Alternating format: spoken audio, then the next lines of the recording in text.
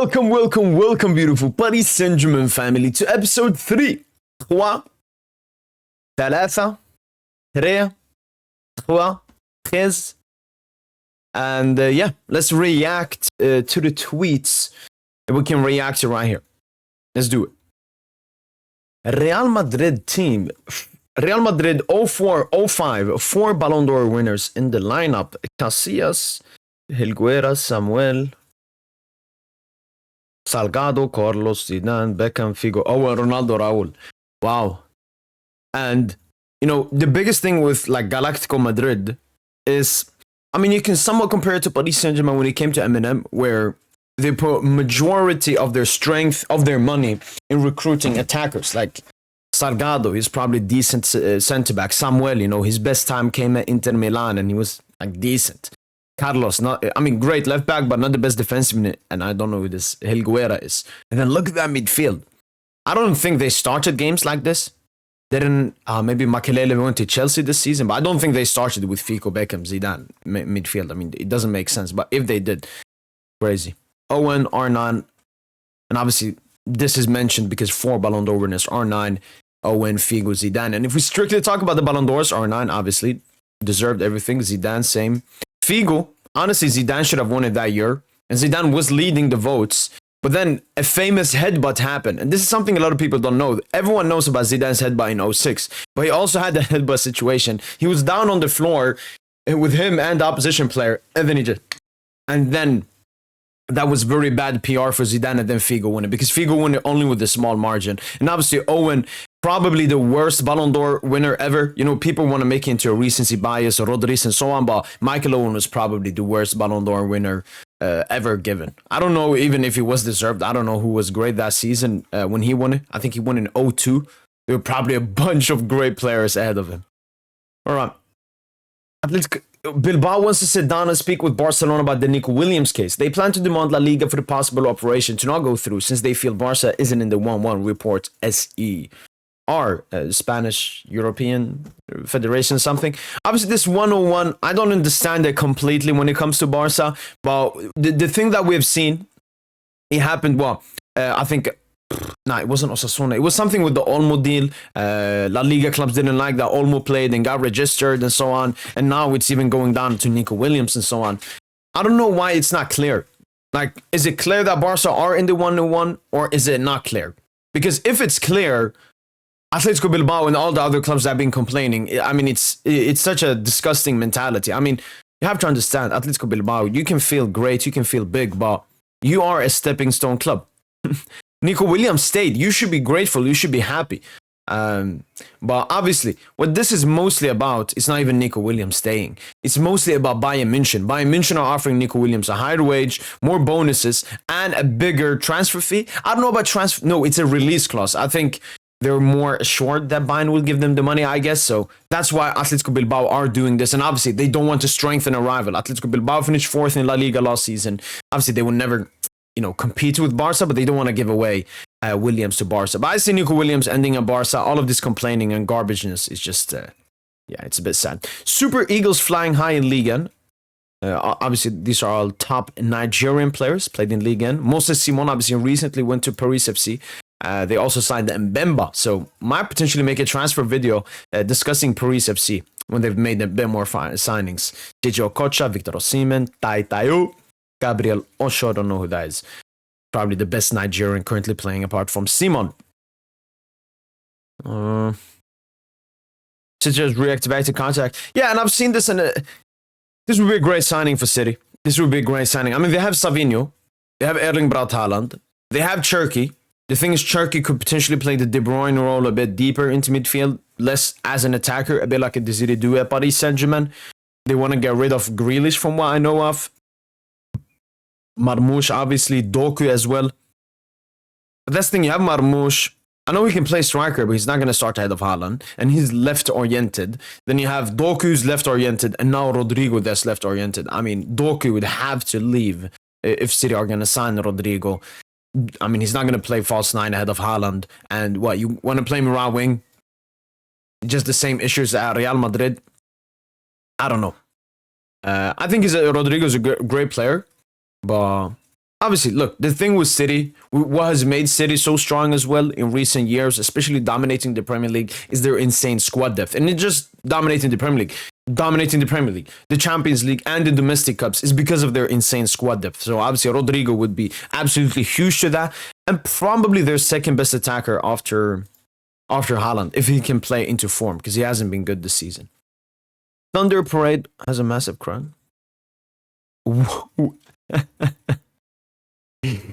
Okay. So it's fake, but it's a women NBA parade. Not surprised. Breaking, Jude Bellingham will be the EFC 26 cover star for the second consecutive year. Remember when the cover stars of video games were actual world-class players? And I mean, I quoted this like Bellingham stuff as well. I said we went from Ronaldo and Messi, the actual best players in the world, to Jude Bellingham. I don't remember exactly why Mbappe and Haaland was removed. You know, I remember Ronaldo when he got removed in FIFA, was it 19? Because it was the controversy in America and so on. I don't know why they're not trying to get Haaland or Mbappe. Or maybe, you know, the biggest, you know, young wonder kid star in Lamine Yamal, or the Ballon d'Or winner in Ousmane Dembélé. Why Jude Bellingham? Well, it's because of PR. Like Jude Bellingham, I've said it before, Lamine Yamal also has satanic PR. But the thing with Lamine Yamal is he's extremely talented and one of the best players in the world. Jude Bellingham has never been one of the best players in the world. Never. I mean, I don't really care who's the cover on FIFA, but yeah, I mean, Bellingham, he's the definition of an industry plant. Someone that when you actually go to people that understand football, watch football, they would rate him. They would say he's a good player, but not here. But casuals that don't watch the games, clips and so on, they will rate him. Industry plant. The world is not ready. Is this Vinny? I mean, first of all, why are fucking men taking these kinds of fucking feminine, disgusting pictures? What is this? And all of this with the fade and so on, you know, that's an insecurity I want to talk about with men. Let's say he has a person that usually has one fade every week or one fade every 2 weeks, and he doesn't have a fade for 2-3 weeks. Tell him come out or something, he will say, I don't have a fade, I don't know. And that is, in my opinion, the biggest issue with fade is that it gives people a false perception of confidence because they are so unconfident and so on. So, but yeah. Vinny, 10 times stronger. Just to be the exact same position. Yeah, I've read. I need to find. Wait. Because this is something I want to discuss. I quote tweeted this yesterday. It was regarding Bayern Munich. This Bayern are facing a financial loss. So they have a bit of problems and they're surviving by the Club World Cup revenue that's coming in to 40 million so far, and then obviously signing Matthias Tell. Because their biggest issue Bayern Munich is this. Look at these disgusting wages. And these are not even updated. Musiala's is obviously bigger, and a lot of Bayern fans said Goretzka had 18 million as well. Maybe that's, I don't know, maybe this is like net spend or something. I don't know the exact terms of that, but no, Bayern Munich have a really, by far the worst wage structure in Europe's top 5 leagues. A lot of it has to do because they have an old squad. Same with Paris Saint-Germain before. When you have older players, they have a higher wage. That's like a football player's career. He has a lower wage and it goes up and up. And usually the contract, when they are in their prime, like 28 years of age, is going to be big. Harry Kane obviously signed in his peak, so that's understandable. My issue with Manuel Neuer, he shouldn't be the starting goalkeeper for Bayern for the past 2 seasons. I know he's good, I know he can still have moments, but Bayern need to move on. And I think that's the biggest issue with Bayern Munich going into the future, this 50+1 rule. Someone told me to talk about it. I don't know that much about 50+1 rule. The only thing I know about it is that it makes the football club a democracy. I don't believe in democracy. I don't think democracy works. Dictatorship is the only thing that actually works. Especially, you have to understand, these football clubs are businesses. They are businesses. And to be a great business, it will give you successful trophies. For example, Paris Saint-Germain, the best business club in the world. And now we just saw them win the Champions League, and they've been dominating football ever since then. Before that. So, Bayern Munich got to remove this 50+1 and start spending more money. Because, I mean, look at their transfer window this season and everything. They have to make Bayern Munich an attractive spot. And I think this 50+1 that they have in Germany, yes, the fans love it and the fans have a will to power and so on. But it's detrimental to the club.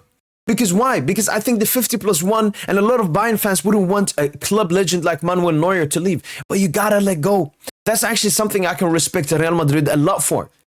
What they put first is the club. They don't put the players first. Oh, Ramos got big ACL. We'll sell him. Yes, he's a legend. He's one of Madrid's biggest legend, captain and all of this, but you got to move on. It's the better for the club. We don't want to have you on high wages and you're not that good anymore. I don't know why Bayern can't do that with Neuer. Giving Kimmich that disgusting contract.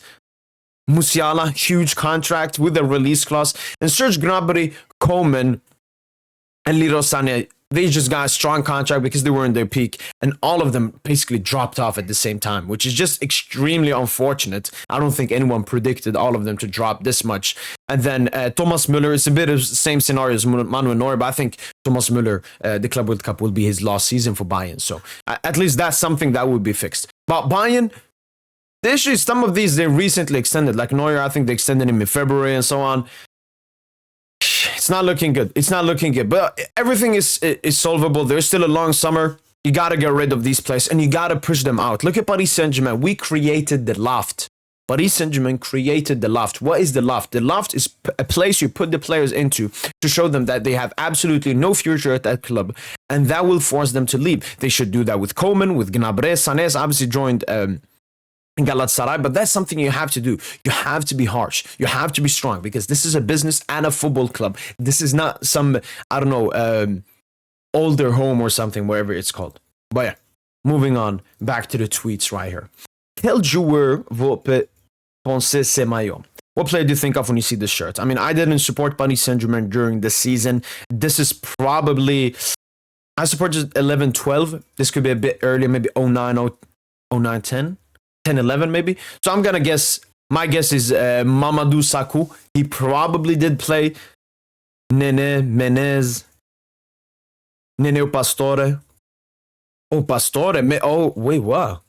Oh, so this is maybe, I went a bit further back. Maybe it's only 10-11 then. No, I started supporting 12-13. Maybe this could be 11-12 then. But yeah, my name was Mamadou Sakho.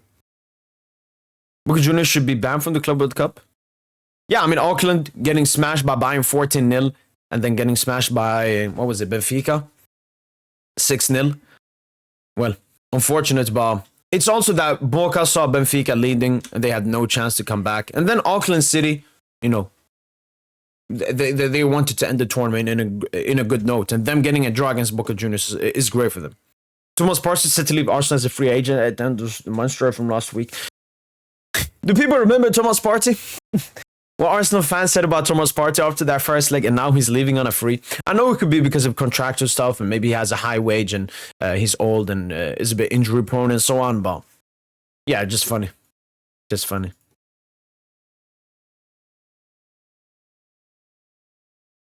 Yeah, I saw this, and I quote tweeted it as well. The Switzerland women's national team ranked 23rd in the world.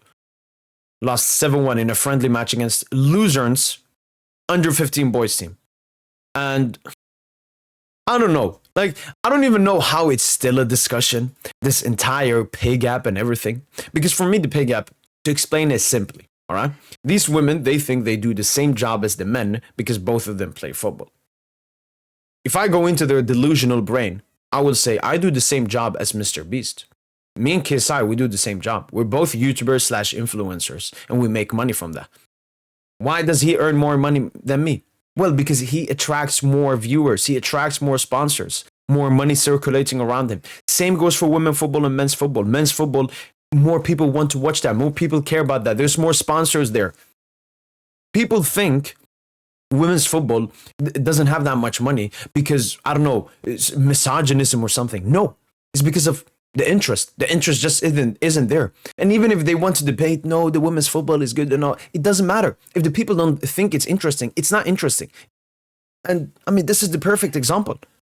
23rd best national team losing to an under 15 boys team. Under 15. I mean, man. Wokeness, man, wokeness. All right. One last report, and then we'll end it here.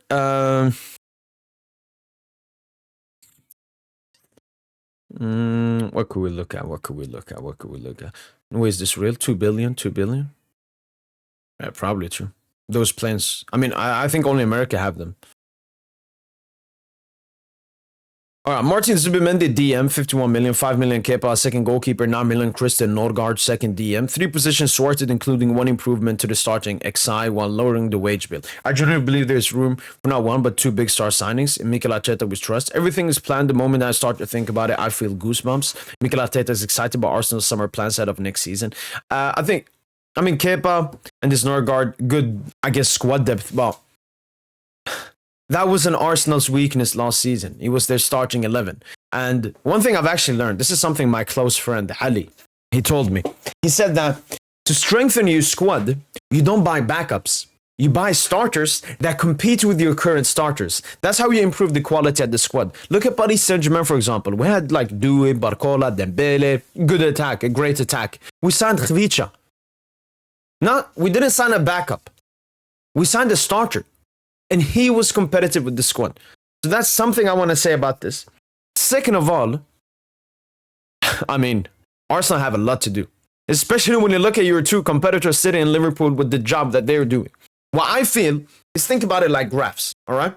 Arsenal, City, and Liverpool from the 22, 23, 23, 24, they were a bit similar. Obviously, City won the league in both years. Liverpool was close in the last year. City won the league, and then Arsenal was close in both. And then Arsenal was a bit close this year, but the furthest away. And what I feel like is City and Liverpool are just this thing. It feels like these 3 seasons was the time for Arsenal to win the league because the other 2 were weak. That doesn't mean Arsenal cannot win the league, obviously, but they will have to strengthen. Liverpool, Wirtz, Kerkez, Frimpong, City, Reinders, Cherki, Ait Nouri, and even more players they link to Rodrigo and stuff. They're actually making signings. They're actually making top quality signings. Starter signings. Wirtz, starter signing. Kerkez, starter signing. Frimpong, starter signing. When I look at this, whether I dislike or like Arsenal, when I look at this, it looks like maybe not even second place next season. My prediction at the moment, without, the future transfers at the moment, I think City, Liverpool will battle for the league, and then Arsenal and Chelsea will battle for a 3rd and 4th spot. That's my opinion. I don't think the Bournemouth and the Newcastles are that interesting. But yeah, that's been it for reacting to tweets. Episode 3. Hopefully, guys, have enjoyed this video. And as usual, allez Paris.